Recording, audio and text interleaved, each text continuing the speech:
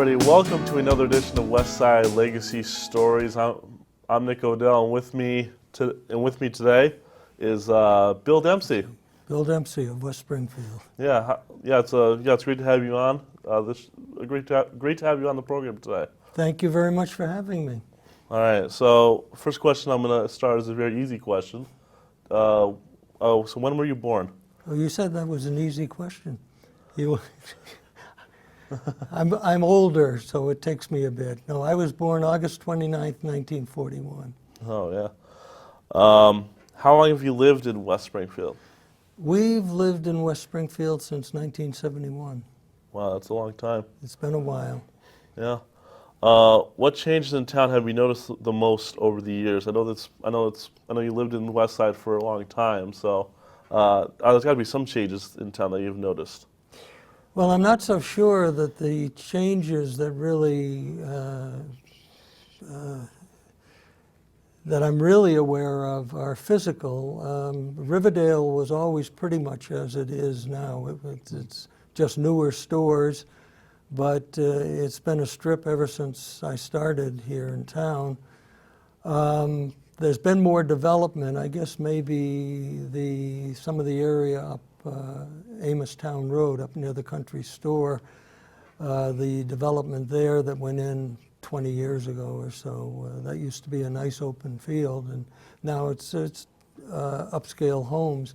But the biggest changes, I think, are that I'm aware of, are the form of the town of West Springfield. When I started, the town used a form of government that went back to the very beginning of the town, and that was a Board of Selectmen and a town meeting to make executive decisions and pass laws affecting the community.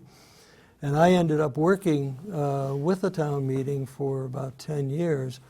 And a huge change there, as you know, is the fact that we've now transitioned to a city form of government. So I think that may be one of the more significant changes. Yeah, and those are like a lot of good changes right there. What do you miss most about the way it used to be? Well, I have to say, as someone who's interested in politics, I kind of miss the town meeting. Really? I'm not so sure I miss the Board of Selectmen, but the town meeting, yes, perhaps. Because the town meeting was 200 and some odd people who were elected in different precincts, or districts rather, around the town, 30 per district, wow. 240 then, because there were 8 districts. And they would discuss items on the warrant prepared by the Board of Selectmen, and the town meeting would discuss the various articles. Articles would be items dealing with passing a budget, changing laws, doing things like that. A very cumbersome form of meeting, a lot of talking, not very efficient, could get boring, could get exciting too, but in the end, I think the town meeting was pretty wise about the decision it made. This is not to reflect badly on the city council, but I miss the interaction of the town meeting. Yeah, and you mentioned about loss of open areas. Could you elaborate on that? Well, I've always been interested in preservation of open space around town, or in general. And even though I'm from Massachusetts, my wife and I came to West Springfield from LA, wow. where I did graduate work. And there wasn't much open space left in LA. There was quite a bit in West Springfield, and I've been sorry to see some of it go. Yeah, and so what brought you to West Springfield? Well, I have to back up a little bit. I ended up in Los Angeles my last 2 years in the Navy, teaching right. ROTC at the University of Southern California. And no, I'm sorry, I taught ROTC at UCLA. But I didn't know what I wanted to do with my life, and I took some counseling and job, not training, but job identification. And urban planning popped up as being something that I might be suited for. And in order to do that, I had to get a graduate degree. So that's when I went to the University of Southern California. And instead of spending 2 years in LA, we ended up spending 4 because I took 2 years to get my master's in urban planning. What brought us to West Springfield was the fact that at the same time, the town of West Springfield, the planning board specifically, which was a board of 5 volunteers, decided that it was time for the town to get a professional planning department. So they advertised for a town planner. I interviewed with the board, and I was fortunate enough to be offered the job, which we took. And we arrived from LA back here, on August something or other, 1971. Wow. Some interesting stuff right there. What was it like when you first moved here or grew up here? In what respect? So what was it like when you first moved here? Like what was the town like? The town of West Springfield? A lot like it is now, as I recall.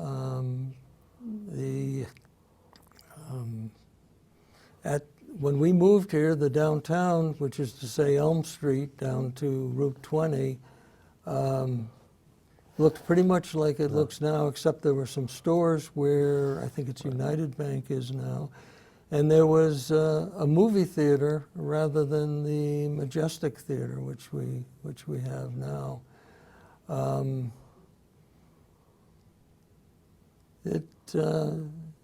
There wasn't as much development on Van Deen, and the new fire station hadn't been built, and certainly not the new library. But otherwise, not a whole lot different from what we have now. When we first moved to town, we got an apartment on Fairview, so I was able to walk from Fairview over to the MOB. And then later we moved up to Maple Heights and then to Rogers. So just to confirm, you moved here in the 70s, right? In 1971. 1971, okay. August, to be specific. Yeah, and so who are some of the great characters from here? Oh, well, let's see. Most of the people I remember would be people I knew through my job as town planner. But certainly Mark Katsoulis, who was one of the selectmen, and John McCarthy. Tony Gregory, who was, I think Tony was a town meeting member, but he was also a veteran. And I got to know him a little bit.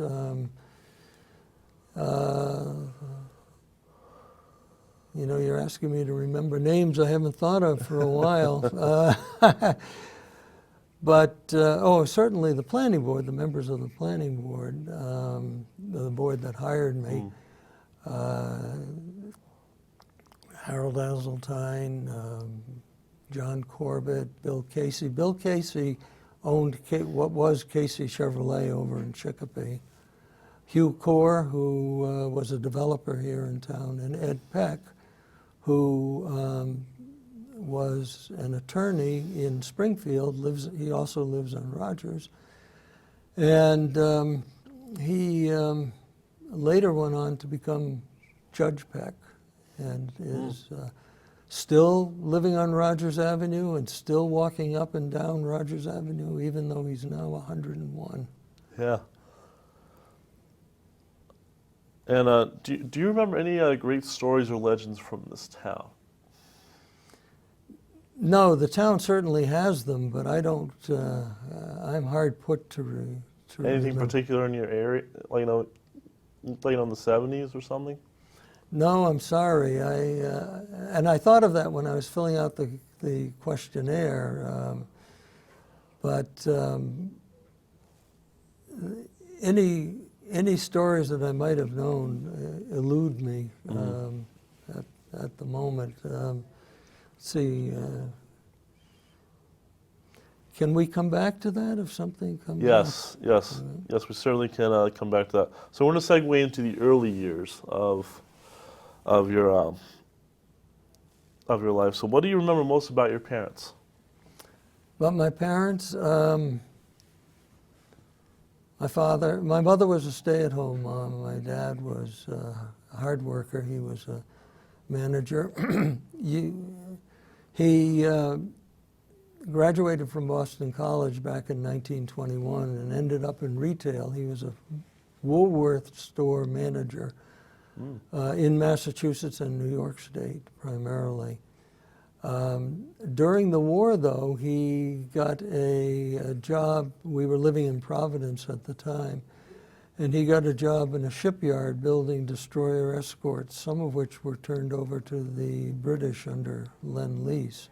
And then later he went back to retail, and we lived in Providence for a while. We lived in Natick and Dorchester, and then we finally moved to Newton. Yeah, and what were your parents like as people?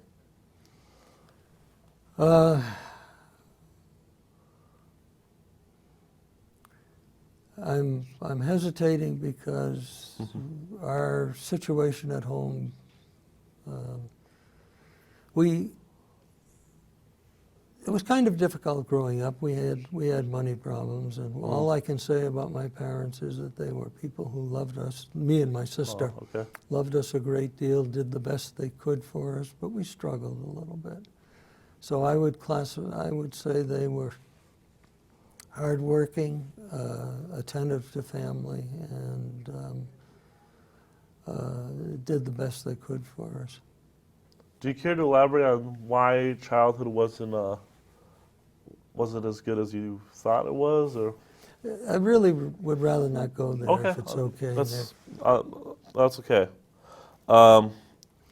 It wasn't horrible, but it had its difficulties. Yeah, and no worries. We were just wondering if you could or not. Where were your parents living when you were born? I could say I don't remember, but now I'm being a wise guy. I was born in Boston, so they were living in the Boston area. Chelmsford, I believe. Chelmsford, okay. Yeah. And what do you know about the details of your birth? Just that it went well, that much I know. My father, I don't ever recall hearing any stories that it didn't go well. That's why I say it. But I did come across something, a letter my father wrote to my mother once, thanking her for giving him a son and talking a little bit about what he, apparently when he saw me in the hospital, he thought I showed some spunk. So that's about. And I was the first child, so I was a hit with the grandparents and aunts who lived in the Hopkinton area. So, now you said you're the oldest child of? Yes, my parents. I was born in 1941. My sister was born in 1947. Wow. So I mean, I'm the oldest child too, so I could. That's why I can kind of relate to that. So what is your earliest memory of your childhood? I don't know if this is a memory or a story I've heard, but it seems to me my earliest memory. I remember I said my father worked in a shipyard during the war, and I think he used to take me there, and I seem to recall a guardhouse that you had to go through to get into the shipyard. And there was something about a chicken that was resident in the guardhouse as kind of a mascot. And it was, I think this, I must have heard this later, that it was supposed to be a mascot to promote production because there was something about the chicken producing eggs, and you go out and build those ships and work like the chicken is. Crazy story, I know, but that's about the earliest memory I have. Yeah. You know, so you mentioned you have siblings. I have one, well, I had one sibling. Yeah. My sister passed away a couple Oh, of okay. years ago. What were they like growing up? Well, Yeah, you know, so what was your relationship like with them growing up? with my sister, Yes. for the most part, it was good. I think we palled around a lot, even though there was a significant age difference between us. Yeah. And where did you where did you grow up? Here. Well, we grew up all over the place. Yeah. Now, I think maybe my parents were living in Chelmsford when they were married. Yep. And I don't know if they moved some other place in my early years. I Yep. don't So know. like you were born in Chelmsford. Now where did No, you? I was born in Boston, Oh, born but in I Boston. think they were living in Chelmsford. Okay. So where did you go from there? You know, so where did you grow up? Well, the first place I remember being was Providence. So they moved there. And then later we moved to a section of Providence, a different section called Edgewood. And then from Edgewood we ended up in Natick. From Natick we ended up in Dorchester.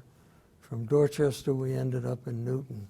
So when I went to high school, I started high school in Newton, but we were still living in Dorchester, and a couple of years later we moved to Newton. Wow. And so it looks like you did a lot of bouncing around. Yeah. You know, throughout your childhood. Like, so what was it like? I mean, you know, it must have been tough. Must have been. Well, some places, if it was tough, I don't remember. But I remember some places I made friends like kids do. Yeah. In Providence, I had a good friend. Same in Natick, I had buddies that we hung around with each other. In Natick and then in Dorchester, I was coming into my teenage years, so I remember we used to like to go roller skating a lot. We used to bowl and Wow. go to the movies a lot. Now, you know, for 2 years you had to commute about an hour and a half each way on the MTA, which is now the MBTA, to your high school in Newton, where your friends were. Now, what was that like? I mean, that must have been it must have been that must have been difficult for you. Well, I remember it being maybe tiring. Or the thing that was most difficult about it was I had to get up early, because I had to get up and catch the T. I'd walk to the MTA station, and I'd take the subway into Boston, into Park Street, and then I'd catch a trolley, again, MTA trolley, from the Park Street station out to Newton Corner. And then I would walk probably half a mile to the school. I don't really remember that didn't seem to bother me, but getting up to get out and catch the MTA, that I didn't like. Yeah. But when I got to school, I would just pick up with my friends where we were the day before, so that was okay. We're going to segue into your education now. You know, so what was school like for you? The school was okay. When we got to Natick, there was a problem with. I was supposed to go into the 6th grade. I had done the previous grades in Rhode Island, but I was supposed to go into the 6th grade when we got to Natick, and my folks wanted me to go to Catholic schools. There was no room in the 6th grade at the Catholic school, so I skipped a grade. Wow. And ended up in the 7th grade in St. Patrick's in Natick. And that was tough because I had a lot of catching up to do. But I at least had my friends.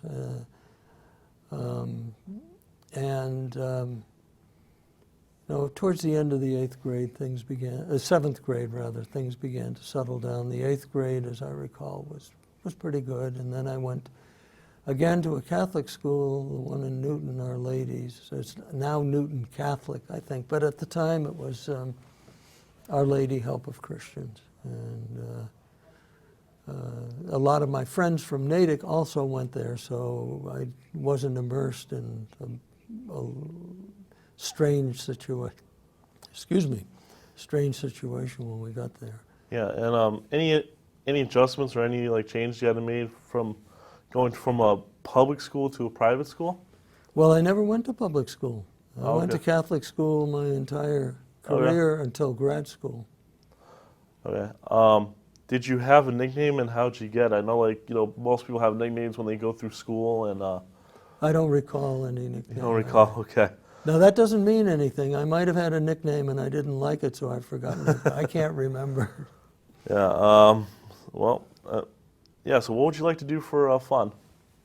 Well, as I mentioned, we went to the movies a lot. Roller skating was a big deal for a while. In high school, of course, we went to dances.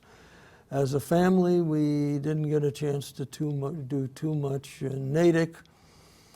We were able to go to the town swimming area. We did a lot of swimming there. Bicycling, I think typical stuff. Yeah. What were your chores growing up? Well, I didn't have too many, actually. Really? Yeah. Which is something I guess I lucked out. My kids didn't luck out. They had chores. What chores I might have had, again, Nick, I really don't remember. But if I had them, they weren't onerous because I Right. don't remember them. Right. And so, what was dating like back then? Terrifying. Terrifying. Yeah. I can see that. Yeah. Yeah. Well, you've been through it. There's that awkward age when you're a boy. I imagine girls go through the same thing. I think they do, where you really want to get to know that girl standing across the room at the 8th grade dance. You'd love to go over and ask her to dance, but you're afraid. Yeah. I mean, no. I'm sure we all been through that phase, and Yeah. But I persisted, I'll say. yeah. And eventually it was nice to be able to. Right. Did you have a job in high school? Did you have any jobs in high school? Yes, I did. I had a couple of jobs. My father was, at the time I was in high school, was managing a department at the Franklin Simon department store in Chestnut Hill. And a couple summers he got me a job in the stock room, processing things that came in so they could get them ready to go up on display. And I also worked for a while in a drugstore in Newton. In college, I worked for the town of Newton a couple summers. Nice. What are your best memories of grade school or high school?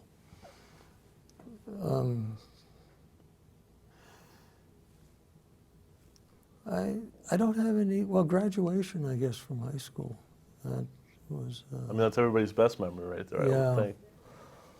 Others, I don't remember anything standing out, but Was there prom? there Prom, was, yeah. and I went and enjoyed it, yeah. Nice. So, thank you. That's a good memory. Yeah, no I problem. hadn't thought of the prom in a long time. Yeah. Do you remember your date, maybe, a prom date? I remember she was a girl who was the daughter of a couple who lived across the street in Hopkinton from my grandmother and my aunts, and I got to know her, and I invited her. She was a nice girl. I did not keep in touch with her, though, later. And Yeah, and so what did you want to be when you grew? So what did you want to be when you grow up? At the time. at the time, I didn't know, and I wanted to fly. I knew that, and I think I wanted to be a fighter pilot.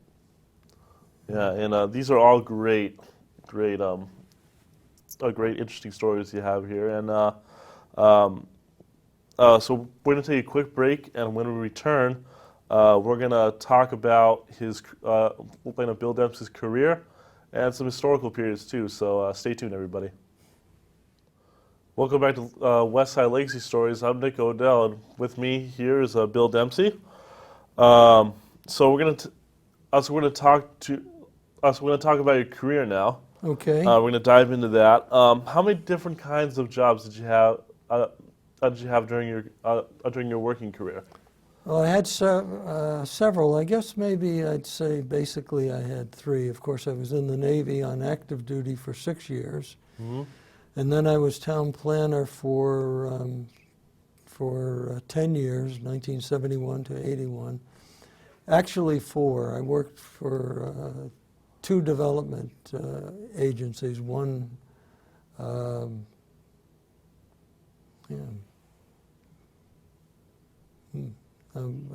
drawing a blank. I didn't stay very long at the development agency, so I'll go back to what I said and say that basically I had 3 careers: the Navy, a town planner, and then municipal banking. I started working for Bay Bank in the 80s as a municipal calling officer, or a vice president in the municipal department. And basically my job was to travel around Western Mass and talk to city and town treasurers in their offices and collectors, and explain to them what Bay Bank could do for them in terms of different types of accounts we could offer and different services that we could provide them to make their jobs easier. And then I ended up at Unibank, which is a small bank in southern Worcester County, about 10 miles from south of Worcester, which also got into the municipal business and was looking for somebody to do municipal work for the bank out here in Western Mass. And I joined Unibank in 1998, and I retired from the bank in 2010 as a vice president. And one of the things I really liked about both the Bay Bank job and the Unibank job was that I spent most of the time on the road. And the Unibank job had a bonus. I worked out of my house most of the time. I'd go to the bank once or twice a month for meetings, but most of the time I would leave our house on Rogers Avenue, go on the road, meet with my customers and prospects, people who didn't do business with us but had shown some interest. So it was an enjoyable job. How did you come to find yourself in those work roles? Well, as I explained, I ended up as town planner because, well, maybe I didn't explain. Maybe we were talking about this before. I was finishing up my Navy active duty in Los Angeles, teaching ROTC at UCLA. Right. But I didn't know what I wanted to do with my life, so I took some job counseling. I signed up for a program to talk to somebody knowledgeable about careers who also had the ability to find out what kind of skills I might have. And she explored different career possibilities for me, and one that she introduced me to that I didn't even know existed was urban planning. And in order to become an urban planner, I needed a graduate degree. So I stayed in Los Angeles for 2 more years and went to the University of Southern California and got a graduate degree, a Master's of Urban Planning, and that's what, I think I mentioned this before, I think that's what gave me the credential to get the job here in West Springfield. Now, for the banking jobs, both Baybank and Unibank needed somebody to call on municipal customers who knew something about municipalities in Massachusetts, and my experience in West Springfield gave me that background. What I didn't have was the sales experience, but I was able to pick that up. And I actually realized at some point that the things I had presented on behalf of the planning board to town meetings from 1971 to 1981 were in a way sort of related to sales. When we'd present a piece of legislation to town meeting and say, this is why we would like the town meeting to vote for it, this is why it would be good for the town, I was actually selling, usually ideas. So that's what led to the different careers. And what lessons has your work life taught you?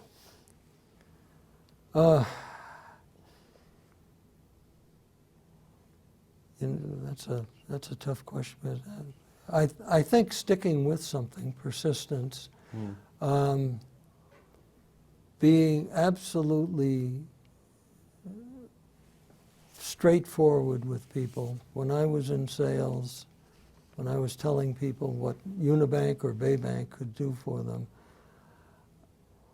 I hope I never exaggerated what we could do. I tried also to indicate what some of the pitfalls could be.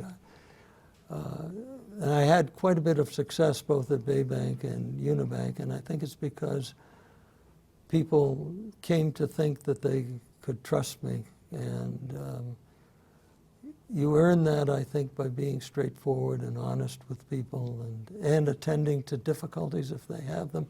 One of my roles, I wasn't just a salesperson for Baybank and Unibank. I was also a manager of the accounts that I had. So if people had problems, they knew they could call me, and I would do the best I could to get them resolved. If you could do anything now, what would you do and why? You mean from this point out? Yeah, I mean, yeah.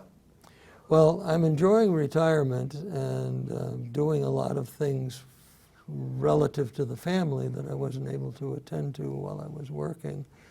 And I've also taken a considerable interest in the political scene, so I'm happy doing that.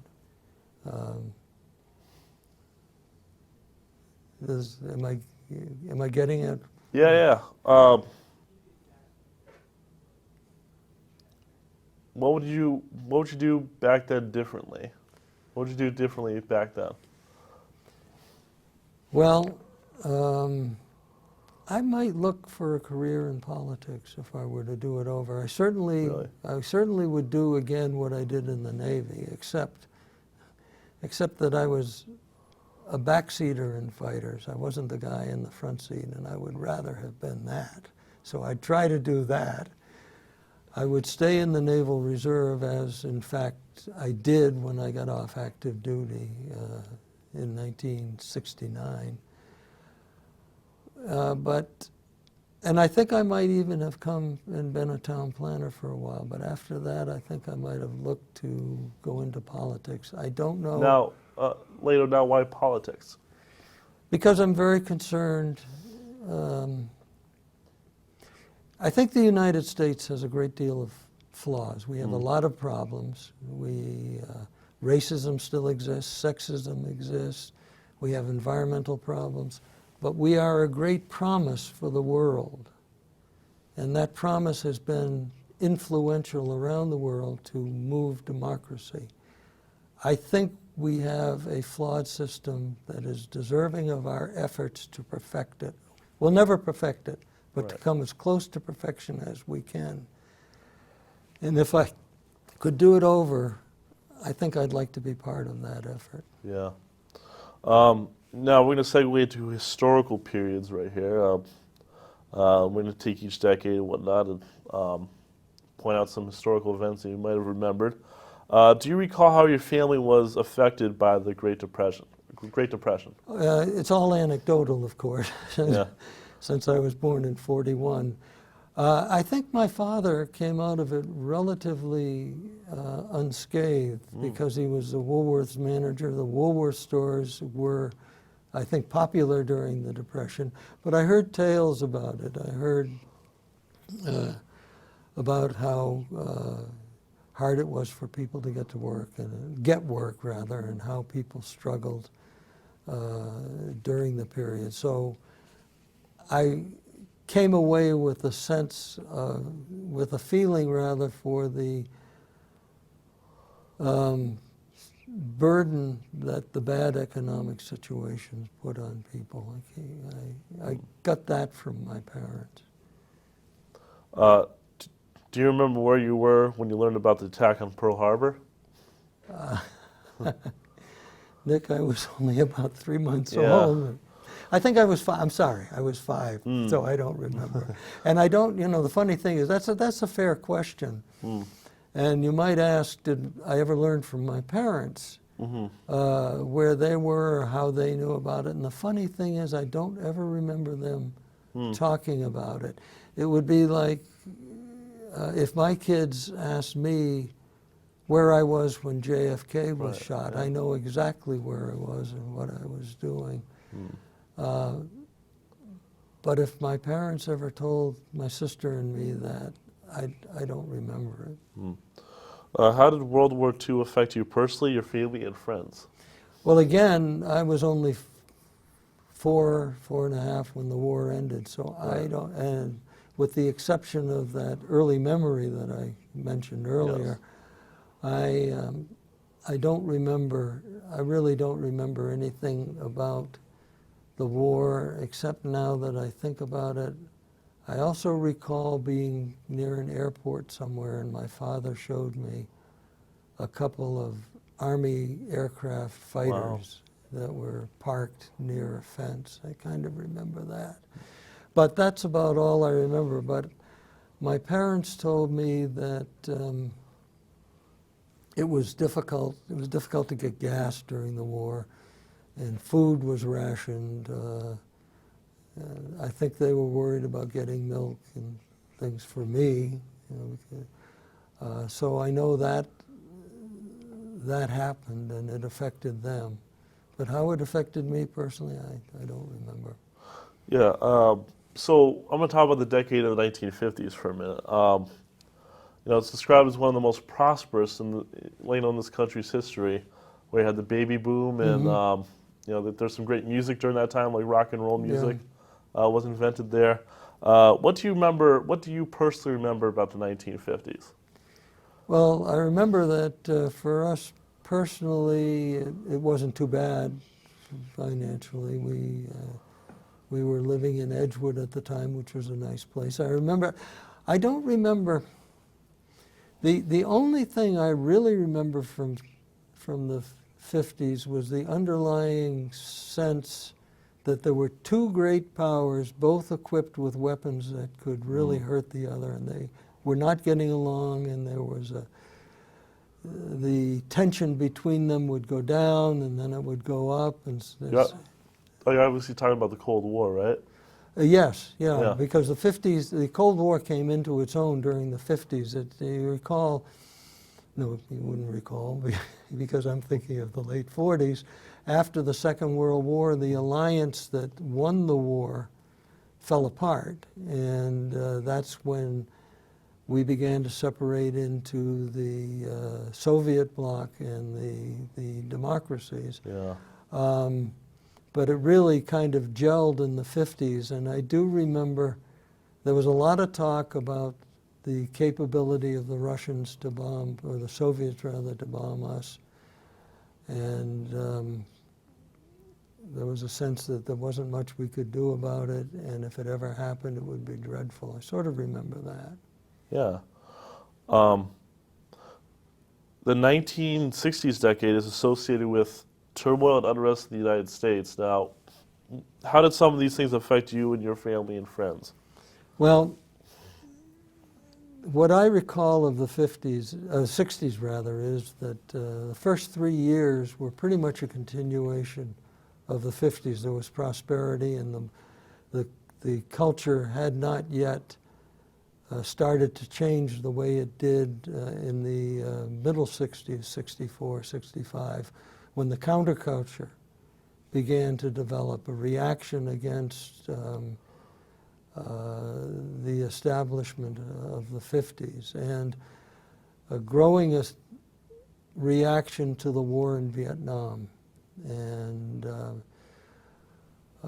that was what really surprised, I think, a lot of people, was the rapidity with which we went from the kind of staid, what's the word I'm looking for, predictable 50s, at least in terms of the way people behaved, the way they dressed, the way they acted, to the rebellious period in the 60s where young people began to say, wait a minute, the country hasn't addressed these problems.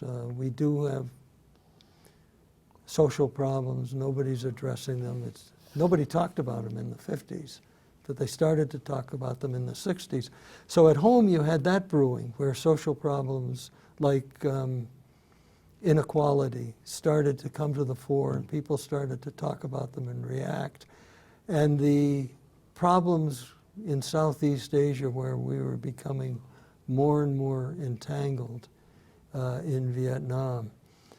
For me personally, I was serving then, 63 on. I got my wings in 64. So I was on the USS Forrestal in 64, 65, 67, as Vietnam was heating up. And there was a real possibility that I might have, that either my squadron might have ended up off Vietnam, flying missions against Vietnam, or I might be transferred to a squadron going to Vietnam. And so that was a period of concern for me. I would have gone. I had not developed any particular feelings either for or against the war. I since have, but not then. And I would have gone, but you know, I was, I think I would have been terrified. Yeah. And I would have been terrified not of being killed and not of being wounded, but of being a prisoner. That was Right. what concerned me. You mentioned you were in the Navy for much of the 60s. You talked about the Vietnam War a little bit. How did it affect you with the space program, the Cuban Missile Crisis, and the Civil Rights Movement of Martin Luther King Jr.? Well, the Civil Rights Movement, I was not personally involved in it. It didn't affect me too much at the time. I think now that I was, remember, I went to school in New England. I came from New England, Right. and the inequality here was not as apparent. And it took me, it's only since then that I've learned about what people of color faced in the country, especially in the South during that period. I wish I had been a little bit involved in it, but I wasn't. So I was aware of it. I was aware of segregation, but it wasn't until I drove down to Pensacola in '63 to report in for my training that I first encountered facilities that had a sign white only, colored only. Yeah. And that began to wake me up. But still, I wasn't that much involved with it. The space program I thought was great. I still do. Wish we'd go back to it. Yeah. What was the Cuban Missile Crisis. the Cuban Missile Crisis? That didn't affect me, but it might have. I was a senior at Holy Cross then. I was in the Navy ROTC. And there was some talk that we might be graduated early and receive our commissions early. Right. So if it had not gone the way it had, I might have gone on active duty sooner. Yeah, and so how did people perceive you being in the military in those times? You know, during the wars. Well, that was They unfortunate. respect you, maybe? No, not so much. Wow. It was sad.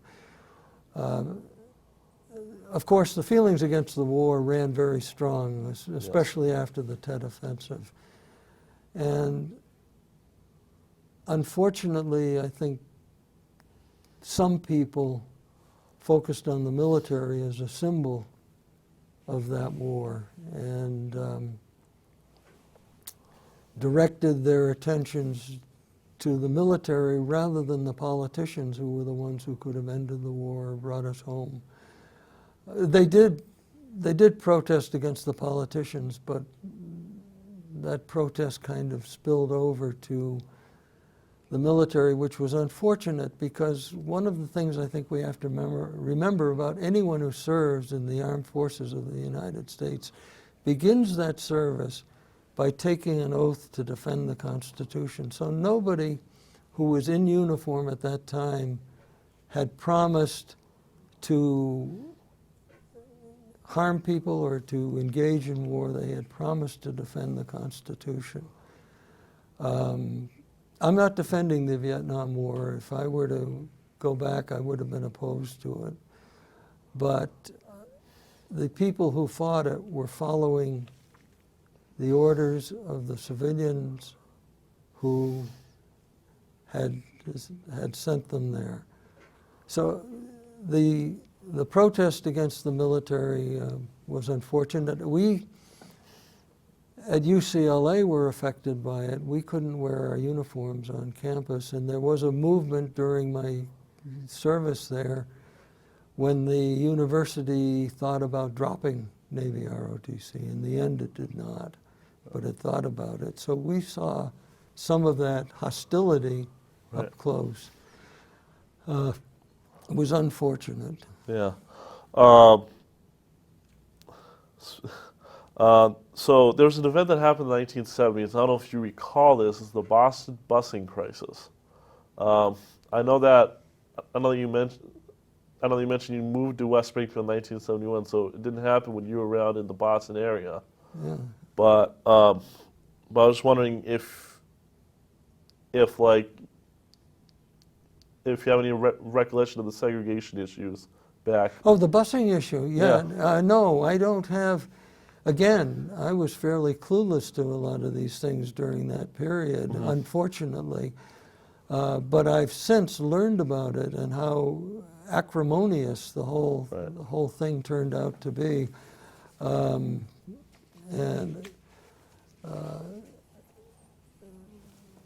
It's well that I did become aware of it since then, but at the time I was not focusing on that. So we're going to segue to some family. Okay. Why not to stuff about your family? How did you meet your spouse or significant other? Well, believe it or not, I met her when she was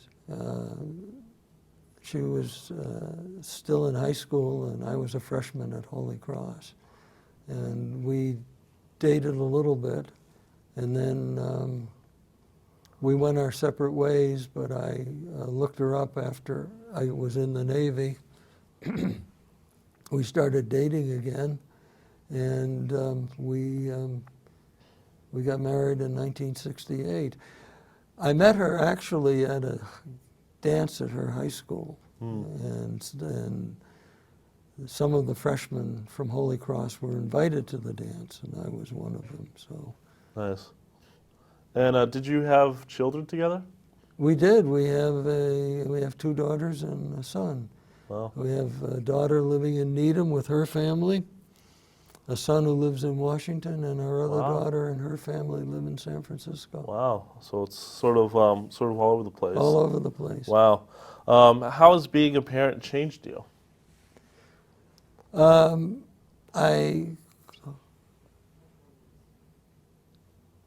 I think one of the things being a parent does, it makes you get outside of yourself and focus on other people more. I realize that we brought children into the world without any input from them. They didn't say, yes, I want to come, or no, I don't.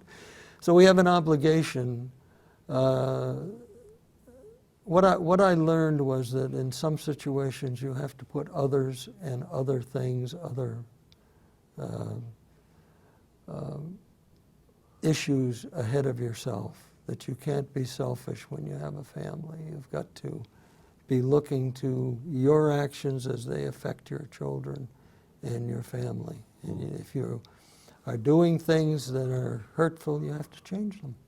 I won't say hurtful, that's a little strong, but things that don't really promote the health of the family, you've got to change them. Did you have any close relatives? Well, my sister, it's a funny thing, neither my wife nor I have any cousins. Wow. Wow. That's interesting. Yeah. No, let me change that. I'm sorry, that's wrong. None of our children have any cousins. Okay. Because my sister never married and my wife's sister never Wow. married. So but my cousins, the ones I did have, lived in Michigan, so I never saw them very much. Do you remember any of the stories they used to tell? No, because I didn't. Any classic family stories, jokes, songs? Well, there's one that my father used to tell, and it's got an honorable ending. Okay. Okay. My father had an uncle. Now, my father was born in 1899, so his father and any of his father's siblings or his mother's siblings would have lived during the Civil War. And in fact, this uncle was a young man at the beginning of the Civil War in 1861. And he didn't go into the Army until 1862 or so. I don't know if you remember from your Civil War history, but there was a period where wealthy people could pay somebody to take their place. Yeah. I think I learned about that. Yeah. So he did not pay for somebody. He wasn't a wealthy man. He took somebody else's money and signed up as John Doe or whatever person's name. And then the way my father told the story, it was a lot of money. It was about $500 or $600. He deserted, and he went up to Canada and went through the money, and then came back down and did it again, and went back to Canada. And then my father says he got religion, or his conscience bothered him or something, so he came back and he signed up under his own name. And according to my father, he was badly wounded at Cold Harbor, which was there were a lot of bloody battles in the Civil War, and that was one of them. Yeah. Do you have any family holiday traditions you might want to share? Well, we had a holiday tradition when everybody was at home here in West Springfield, and a local business is going to be pleased to hear this. What we would do while the kids were growing up, when the tree was done, we would go out and get a Friendly's Jubilee roll, the rolls they have, and that would be kind of a treat we would have after putting up the Christmas tree. That's cool. So we're gonna segue into our last category, which is reflection. So we're gonna reflect upon your time here. Who do you think of as the most important person in your life? My children and my wife. Sorry, what? My children and my wife. Okay. And what was the happiest moment of your life? There were three of them. That's when my children were born, and getting married.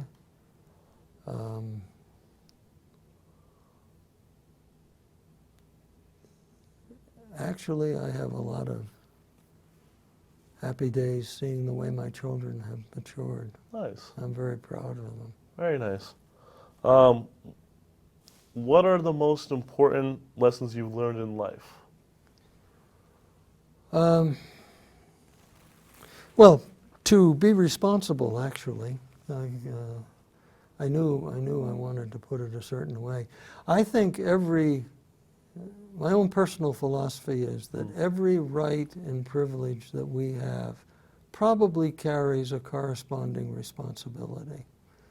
And one of the jobs we have as adults is to acknowledge our rights, to be grateful for them, and then to acknowledge the responsibilities that go with them. A very simple example would be we have the privilege of being citizens of the United States. That carries the responsibilities to be mindful of what's happening with our government and our democracy and to vote. That's one. Of course, that comes to my mind because I said earlier, I'm kind of a political junkie. Yeah. What are you proudest of in your life? Again, my children. Huh. And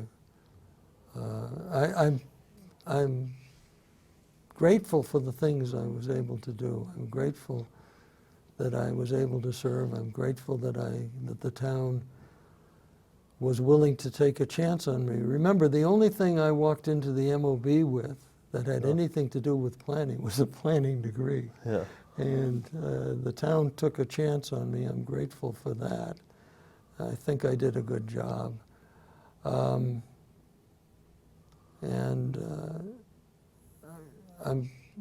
think I'd have to say I'm proud of the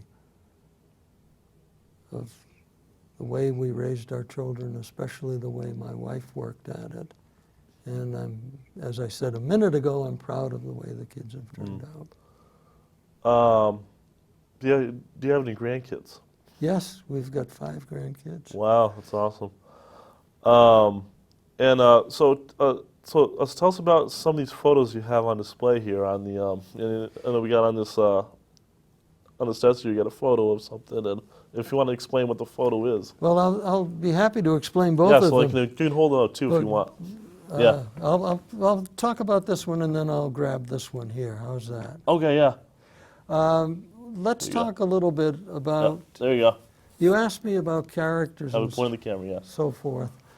And I couldn't think of any Hold up a little. characters, but one of the people that I admired a great deal and who was a good friend was Phil Coburn, who was the editor and owner of the West Springfield Record while I was town planner. And I learned a lot from him. Phil was perhaps the only Renaissance man I've ever met, or he's the closest to it. But as I said, he was a friend, and on the 10th anniversary of my service as town planner, he surprised me with this sketch that he had done. Now, one of the things I agitated for as town planner was to eliminate billboards around town as part of a sign renewal campaign. And I also, we still do heat in part with a wood stove. So this is a sketch of the town planner running towards a billboard which is made of wood, which is going to end up in the stove you see there. And was Phil's way of just honoring me. So this is a sketch by Phil Coburn, editor and owner of the West Springfield Record, now deceased. Oh, okay. I'll take that from you, and we're going to go with the other picture The that's other by your side. Now the light Yeah, is just briefly describe it if you can.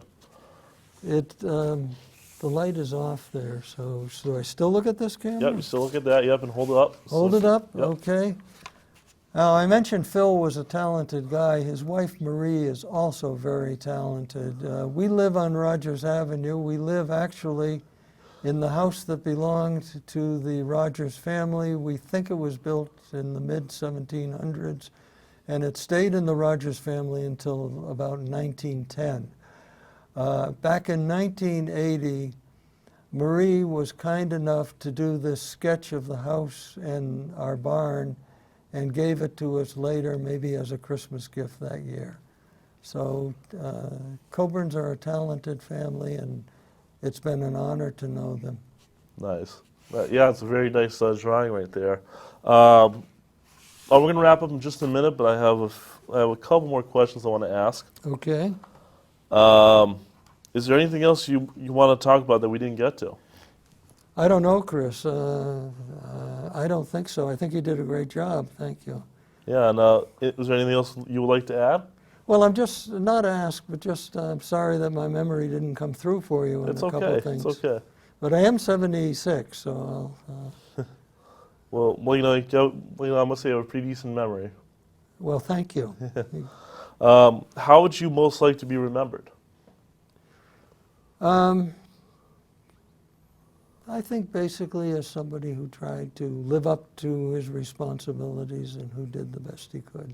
Nice. It's a very nice statement right there. Well, Bill, it's an absolute honor and privilege to be interviewing you today here on Westside Legacy Stories. Thank you for being on. Well, thank you very much, Chris. I've enjoyed it.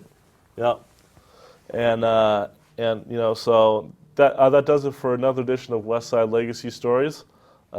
Stay tuned for the next episode for that. Have a good day, everybody.